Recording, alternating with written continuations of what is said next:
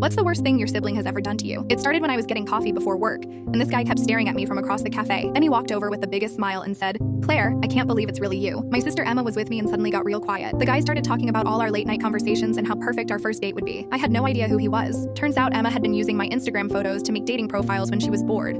She'd been talking to this guy for weeks, pretending to be me because she thought it was funny. When I told him the truth, he got angry, said I was just playing games, that he'd quit his job to move closer to where I told him I lived. He'd literally relocated to our city. For the next 3 months, he'd show up everywhere, my usual coffee shop, the grocery store, even outside my apartment. He kept making new accounts to message me after I blocked him. The police said they couldn't do much until he actually did something. I had to change my routine, switch gyms, and take different routes to work. Emma said I was overreacting, that she was just messing around. 2 years later, she still doesn't understand why I moved to a different neighborhood and barely talked to her. She says it was just a harmless prank. Last week, she texted asking if I'd be her maid of honor. Haven't responded. Yesterday, she showed up at my door crying. I shut it. Mom says I'm too harsh.